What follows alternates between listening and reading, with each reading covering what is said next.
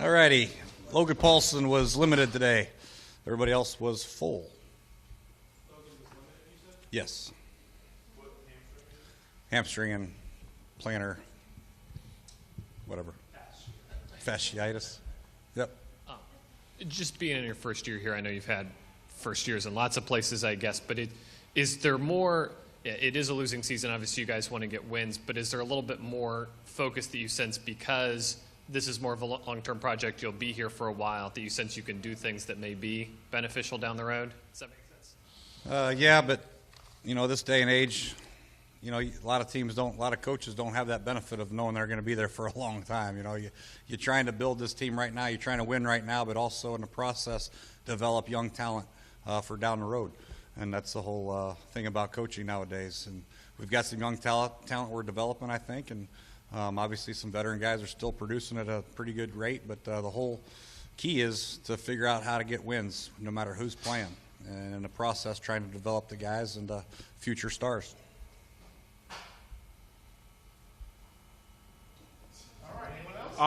Jay, you touched on this a little bit yesterday. We just talked to Jim a minute ago about getting that turnover ratio to zero. What kind of things can you guys do in the meeting rooms, on the practice field, in terms of strategy, calling games to get that number where you want it to be? Well, there's a lot of things on the field you can do. None of them since training camp as far as ball security-wise on offense, how to protect the ball, how to carry the ball defensively, forcing turnovers, getting the ball out, how to strip and take the ball away. It's where to put your helmet, where to get, pull the ball out, poke it out from behind. There's a lot of different drills you can do, but it's got to translate to the field. We've got to do a good job of forcing the ball out. Pass rushers, when they're around the quarterback, able to secure and get the ball out. We've had a couple opportunities this year. We haven't got it done. So there's a lot of things you can do. And then from a defensive back, there's times where you can get an interception, but there's also times you got to play the hands of the receiver and you can't. So yeah, there's a fine line there. But when the ball's in the air, you guys got to do a good job of A, making sure it's incomplete, and then B, if they have an opportunity to get it. Jay, since Jordan has come back 4 games or whatever it is, the third down percentage has gone up, but very small amount. What have you seen out of him? Are defenses maybe defending him a little bit more because of his success on third down last year? And that's something obviously they're keen on.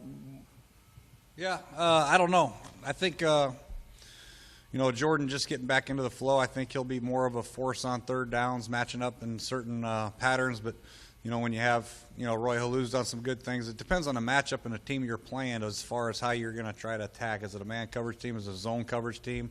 You want to get Deshaun, you want to get Pierre involved, but basically the concept of the play is where the ball will go, and we just got to do a good job of reading the coverage and getting it to the right guy, whoever it is.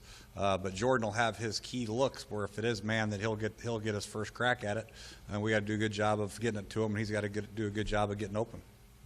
What have you seen out of Leonard in these couple practices, and are you figuring out where or how you'll use him yet? We, like I said before, we typically have dressed 5 receivers. It could be 4, it could be 6. Right now it's up in the air as far as who we're going to dress for this game. Aldrich hadn't dressed the last couple. Santana has because he's been a number 2 punt returner also, and he backs up Andre in the slot. That could change this week. I don't know yet. We haven't decided. But Hank has looked very good, since coming back to practice from his injury, and since we activated, he's running around good, making plays all over the place. So it's going to be a tough decision. Has he lined up at one particular spot, or he knows them all. He's a very, okay. very, very bright kid. He's more of an outside guy, though. He probably won't line up inside, but he's more of a X and Z. But he's done a good job. Very smart. And special teams-wise, he hasn't done that in the past. He's still not. Yeah, that's that's. If you're going to have a negative about our receiving core, it's special team impact. So Andre's obviously a very good punt returner, kick returner. Santana's a good punt returner, but as far as covering kicks, playing on punt, all those not too effective. Ryan Grant's doing a little bit. He's done a pretty good job, but we got to get that taken care of also.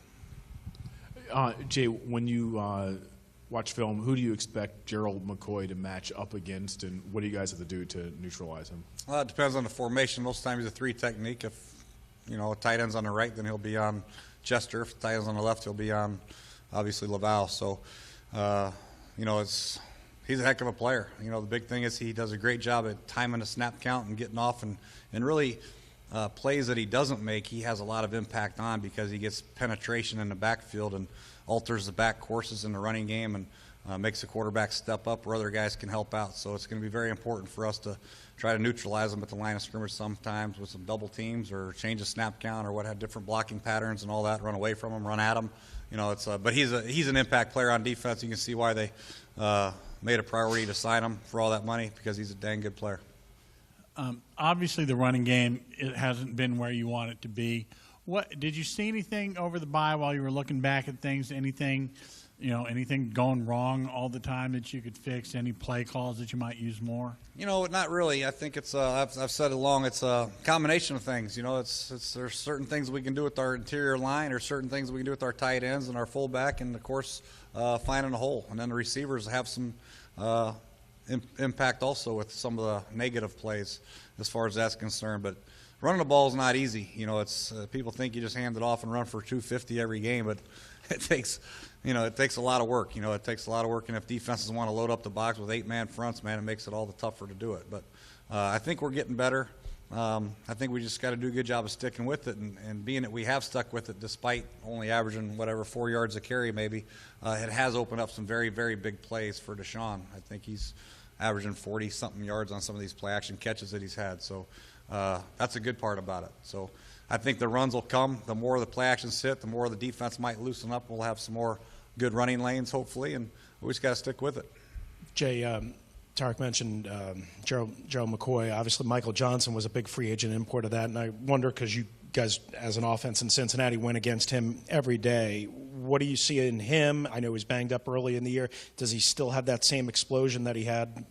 Yeah, Michael's a good player. You know, I think he's got a hurt hand. He's limited this week. He didn't play last week, but you know, Michael is a really hard-playing guy, and he's so long. You know, he's 6'6", but he plays like he's 7'8". You know, he's very disruptive. Even if he doesn't get the sack, he's very disruptive with getting his hands up, batting balls. Very good pursuit player. So if you run away from him, he does a great job at tracking it and making a play laterally down the line of scrimmage. And if you run at him, he does a very good job of shielding blocks. He's a good defensive end. And, you know, in Cincinnati, they moved him around a little bit more than they do in Tampa, but still, he's a good player, very long, very disruptive, and good player.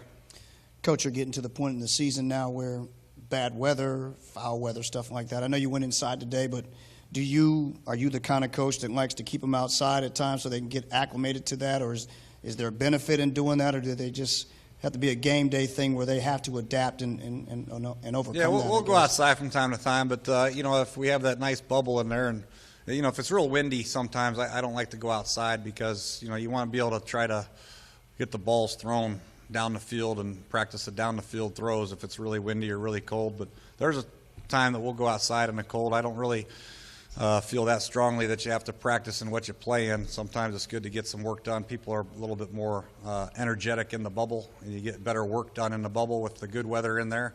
But you do have to go out there every now and then in the cold weather and get used to the elements. But I'm not a big believer in, hey, you're going to get used to minus 10-degree weather by being out there at practice on Wednesday, you know, when you can get a lot done in a bubble and focus in on your job. So that's where it is.